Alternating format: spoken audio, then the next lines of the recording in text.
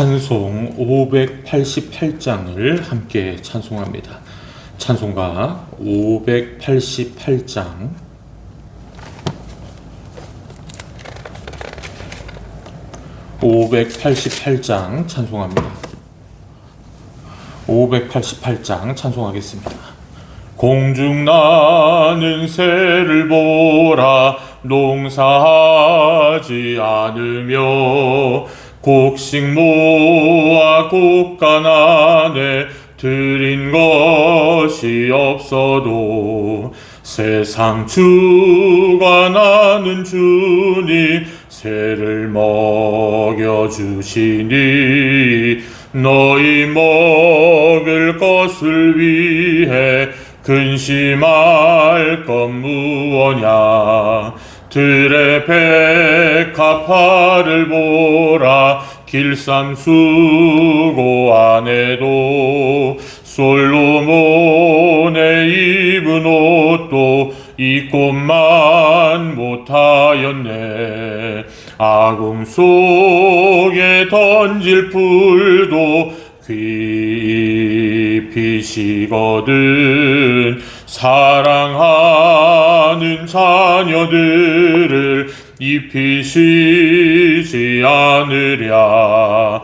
너희들은 세상에서 무엇 먹고 마시며 무슨 옷을 입고 살까 염려하지 말아라.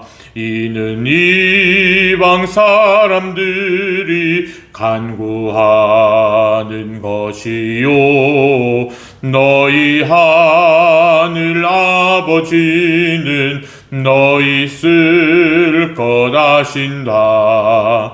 너는 먼저 주의 나라 그의 의를 구하면 하나님이 모든 것을 너희에게 주시리. 내일 일을 위하여서 아무 염려 말지니 내일 염려하지 말라. 오늘 고생 족하다.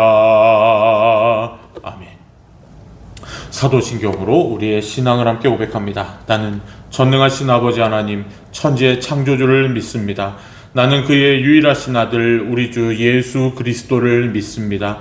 그는 성령으로 잉태되어 동정녀 마리아에게서 나시고 본디오 빌라도에게 고난을 받아 십자가에 못 박혀 죽으시고 장사된 지 사흘 만에 죽은 자 가운데서 다시 살아나셨으며 하늘에 오르시어 전능하신 아버지 하나님 우편에 앉아 계시다가 거기로부터 살아있는 자와 죽은 자를 심판하러 오십니다. 나는 성령을 믿으며 거룩한 공교회와 성도의 교제와 죄를 용서받는 것과 몸의 부활과 영생을 믿습니다. 아멘. 오늘 이 새벽에 함께 나눌 하나님의 말씀 마태복음 6장 28절로 30절에 이르는 말씀 함께 봅니다. 마태복음 6장 28절에서 30절 말씀입니다. 마태복음 6장 28절로 30절 봉독합니다. 또 너희가 어찌 의복을 위하여 염려하느냐. 들의 백합화가 어떻게 자랐는가 생각하여 보라. 수고도 아니하고 길쌈도 아니하느니라. 그러나 내가 너희에게 말하노니 솔로몬의 모든 영광으로도 입은 것이 이 꽃 하나만 같지 못하였느니라. 오늘 있다가 내일 아궁이에 던져지는 들풀도 하나님이 이렇게 입히시거든. 하물며 너희일까 보냐. 믿음이 작은 자들아. 아멘. 할렐루야. 오늘 하루도 주님과 함께 동행하는 복된 하루 되시기를 간절히 축원합니다. 또한 새벽을 깨우며 귀하고 복된 하루의 첫 시간을 하나님 앞에 드리는 사랑하는 모든 성도 여러분께 하나님의 크신 은총이 함께 하시기를 간절히 축원합니다.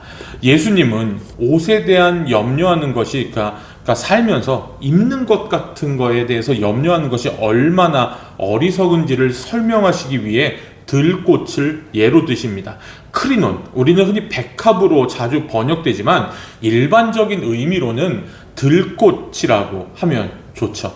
예전에요, 그 집사람하고 아주 오래됐는데, 대마도라는 섬 있죠. 일본 섬에 갔는데, 거기에 이름 모르는 들꽃들이 화단에 이렇게 펴 있는 것을 봤는데, 어찌나 색들이 그렇게 막 빨갛고 노랗고 파랗고 이쁜지, 그거를 제가 여태까지 그게 기억이 너무나 강렬하게 남아있던 기억이 있습니다. 갈릴리 들판에는 흔히 피는 꽃은 여러분이 잘 아는 아네모네라는 꽃이 많이 피었죠.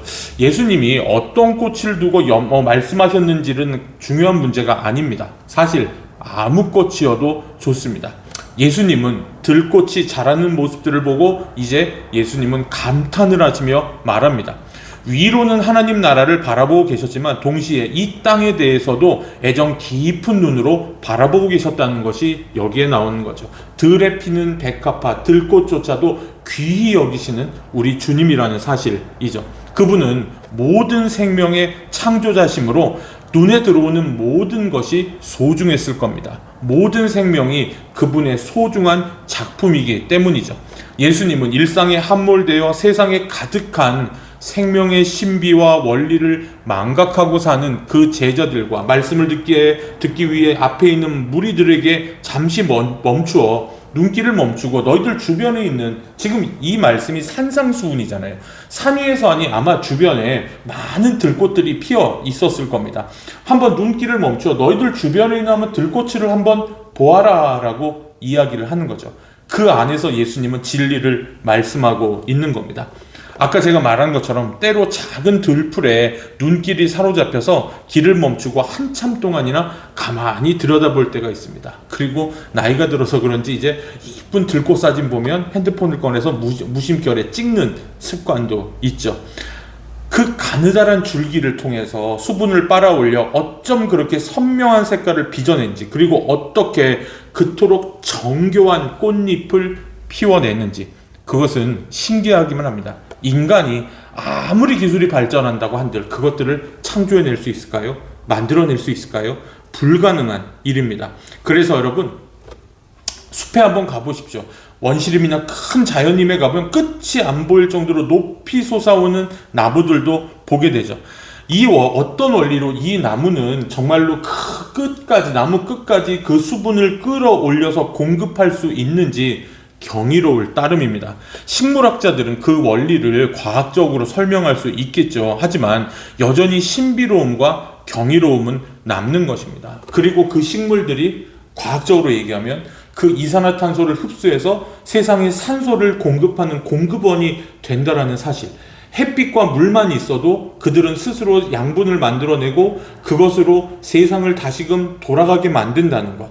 여러분, 그 아름다움은요, 그 자신이 노력해서 얻은 것이 아니라는 사실입니다. 들꽃이 혹은 나무가 아무 일도 하지 않았다는 뜻으로 이렇게 말씀을 드리는 건 아닙니다. 씨앗에서 싹을 내고 줄기를 뻗어 자라고 잎을 내고 꽃을 피우는 모든 과정에서 그것들은 스스로 부단히 일해야 하죠. 하지만 그것은 힘겨운 노동이 아닙니다. 길쌈이라고 우리가 번역하고 있는데, 여기서 헬라어 코피아조는 고통을 수반하는 노동을 의미합니다. 그것들은 자신에게 내장된 생체 기능을 따라서 대지에서 수분을 흡수해드리고 생명의 원리에 따라 자라납니다. 계속 일하고 있지만 그것은 수고로운 노동이 아니라, 그러니까 길쌈도 아니하니라, 수고로운 노동이 아니라 섭리를 따르는 즐거움이라는 사실입니다. 그렇게 해도 충분히 그들은 때를 따라 잎을 맺고 꽃을 피우며 열매를 맺고 우리에게 풍성한 즐거움으로, 그것들이 그렇게 고통스러운 과정이 아니라 섭리를 따라 사는데도 충분히 아름답다는 거죠. 이것은 우리 삶에도 적용이 됩니다. 하나님의 말씀에 따라 그 섭리대로 사는 삶이 가장 아름다운 삶이라는 사실이죠. 예수님은 여기서 백성들에게 아주 충격적인 이야기 하나 합니다. 이스라엘 역사에서 가장 부자였던, 가장 부강한 나라는 다윗과 솔로몬 시대인데 그 중에서도 솔로몬이죠. 그런데 그 들꽃 하나의 아름다움이 솔로몬이 자신을 치장하기 위해 걸치고 있었던 온갖 진귀한 명품보다 더 낫고 아름답다라고 하십니다. 여러분 아까도 말씀드렸지만 솔로몬은 당대의 최고의 영화를 누렸던, 이스라엘 역사상 솔로몬보다 더 영화를 누렸던 왕은 없었습니다.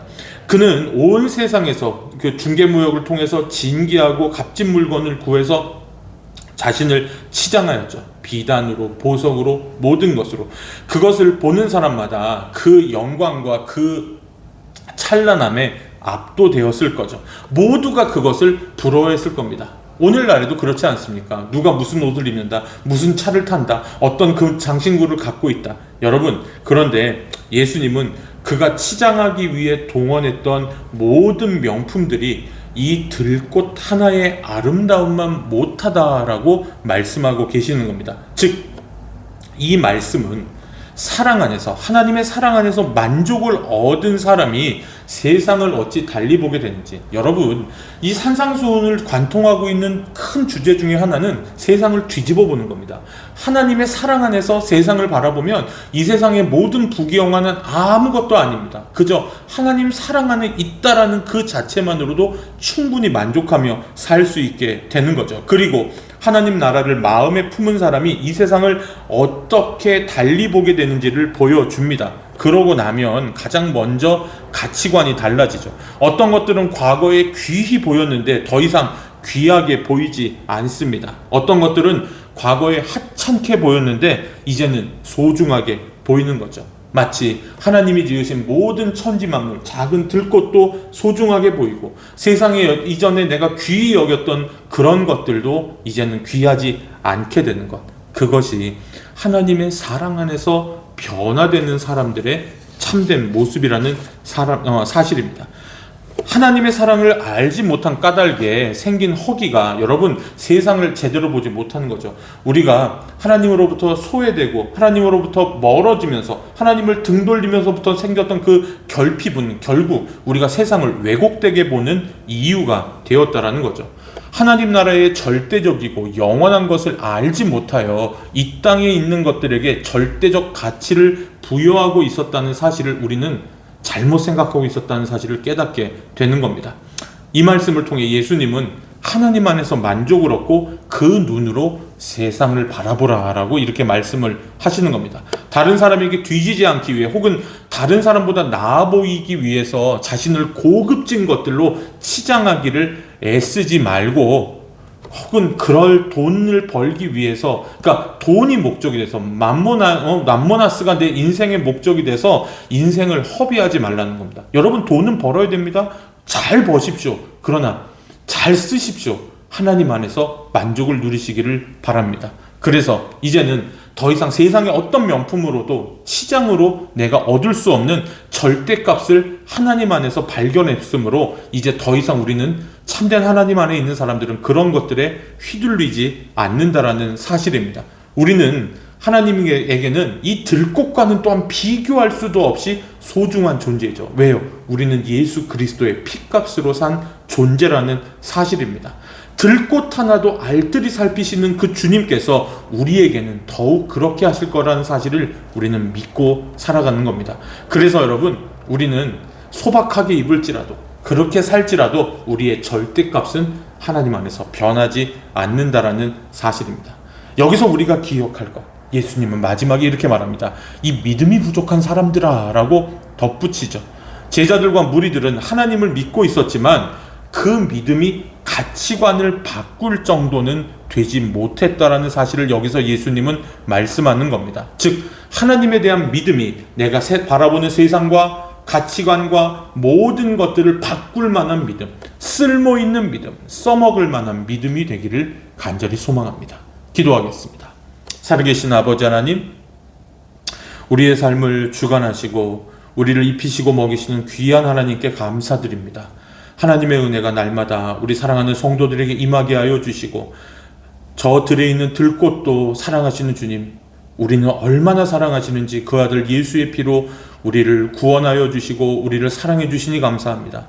우리가 그것을 깨닫고 주님의 뜻대로 하루하루를 살아갈 때 날마다 놀라운 은혜와 기적들이 날마다 우리 삶 가운데 펼쳐지도록 인도하여 주시고, 우리 아버지들과 어머니들과 자녀들이 그 복된 다스림 안에 살도록 인도하여 주옵소서. 아픈 성도들, 아픈 가정들 치유하여 주시고 주님을 믿지 않는 사랑하는 가족들, 주님 저들이 예수님 영접하도록 인도하여 주옵소서. 하나님, 우리 성도들의 모든 삶을 지켜 주옵소서. 자녀들의 믿음을 도우시며 하나님, 모든 믿음의 길에서 저들이 분별력과 은혜를 가지고 하루를 살아가고 일생을 살아가도록 축복하여 주시옵소서. 오늘 하루도 지켜주심을 믿고 감사드리며 예수님의 이름으로 간절히 기도하옵나이다. 아멘. 하늘에 계신 우리 아버지여, 이름이 거룩히 여김을 받으시오며 나라가 임하시오며 뜻이 하늘에서 이루어진 것 같이 땅에서도 이루어지이다. 오늘 우리에게 일용할 양식을 주시옵고 우리가 우리에게 죄 지은 자를 사하여 준 것 같이 우리 죄를 사하여 주시옵고 우리를 시험에 들게 하지 마시옵고 다만 악에서 구하옵소서. 대개 나라와 권세와 영광이 아버지께 영원히 있사옵나이다. 아멘. 오늘 하루의 삶도 주님 앞에 맡겨드리며 함께 기도하시기를 부탁드립니다. 감사합니다.